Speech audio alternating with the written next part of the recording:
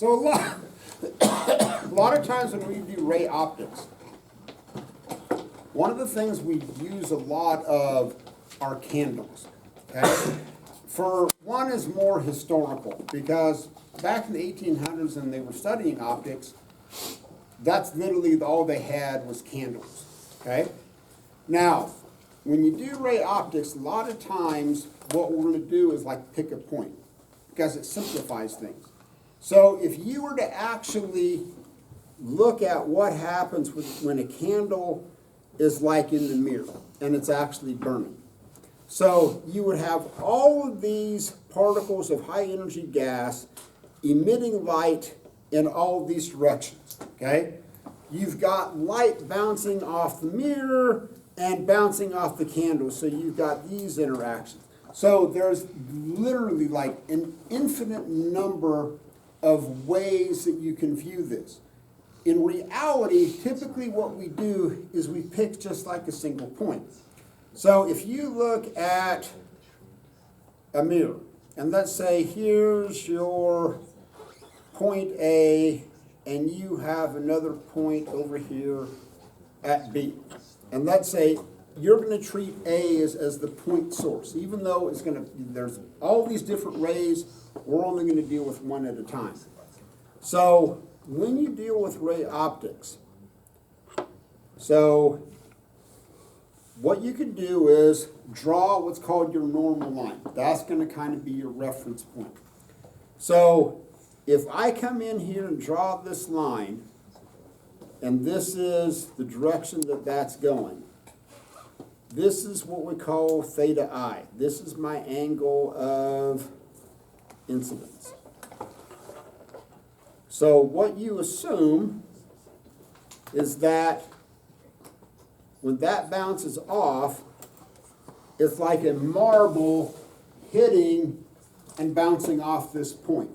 So over here, this is going to be your theta R, which is the angle of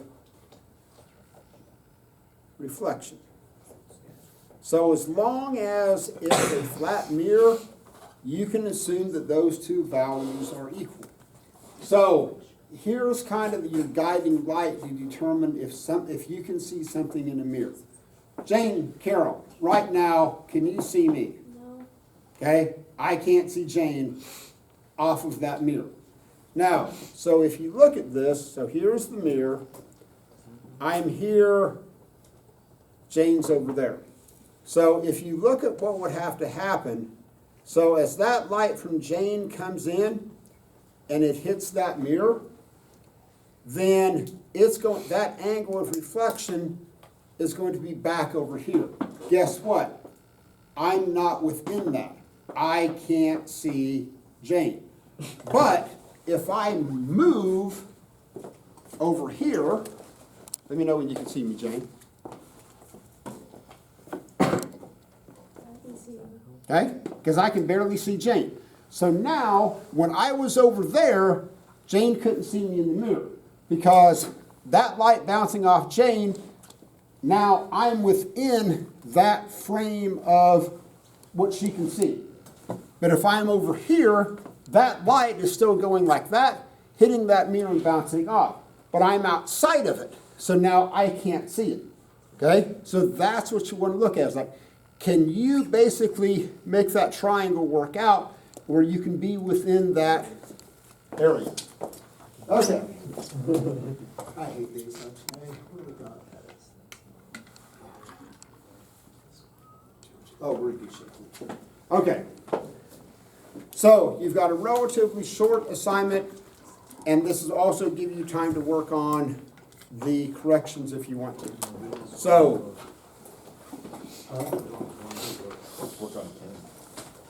or you can work on chemistry. That's a good assignment right there. I'm not doing it. You said do it before Monday. If it's due at 11 p.m. Monday, I'm doing it Monday night. I bet the assignment In this class is done. in Cal. Yeah, it's totally, no, I don't want to do it. Don't like doing homework. Bro, why? Word on Mitchell, I just have to work on and see how it splits up with the logs and stuff. Wait, what did we even do today? Oh, yeah. Yeah. These were all random problems. All of the log derivatives are easy. It's just like x to the a or a to the x times the log basis. Now it's like And then it's like sine, it's like sine and. Do you understand what it's talking about, Danny? Which one? In That's general. not a good idea. Yeah. He already wrote on one, I think. yeah, every time like it's a red about number, it? And then he wrote me in one. there, The thing is, mine's gonna be always the red number. Yeah. Do you understand stuff like that's like a desk? What? Yeah, probably. I know. I know. Honestly, that one. I don't know anyone. Why would you intentionally do that? I love you, I do like that. He's just gonna do that on the days. Depends on how much I have. Yeah, it depends, but I do like one or two questions when it's assigned and just don't touch it until it's due. Where you say? Yeah, I know. This is how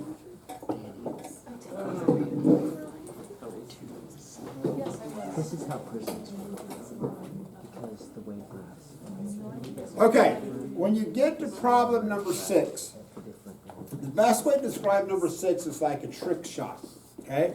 So you've got a laser that you're trying to bounce off of a mirror and hit another point. It'll make sense when you read number 6, but it's like a trick shot.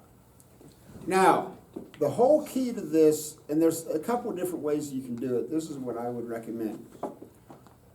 What do you know about that angle of incidence and that angle of refraction? They're the same, right? So what you can do is look at this in terms of, oddly enough, tangent. The tangent of any angle equals what? What does tangent equal? No, just Opposite over adjacent. opposite over adjacent, right? So this, like I said, when you get to this problem, this will make sense. So what you can do is look at this triangle as saying, oh, here is, no, I like that color, is that here's your angle, and this is your side opposite, and this is going to be your side adjacent. So this will make sense when you get to the problem. You need two variables and two equations.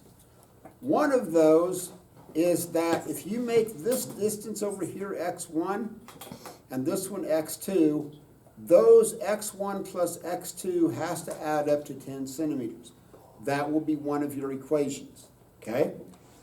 Tangent, in terms of ratio, will get you the other one, okay?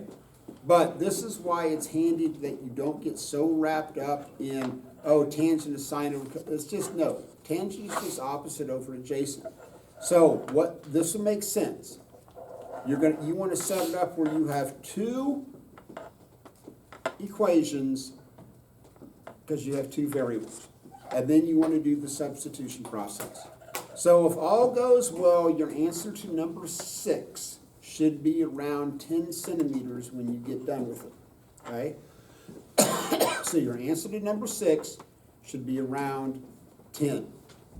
When you get to number 9, it's a guy like underneath the water and they're trying to like see like the sunrise. Keep in mind that example that I did with the fish tank, okay? Keep in mind what's the path of that light. Is it coming from the air into the water, or is it going from the water out into the air? Okay, so keep that in mind. Your answer to number 10, you're going to find an index of refraction. Your answer to number 10 should be between 1 and 1.5.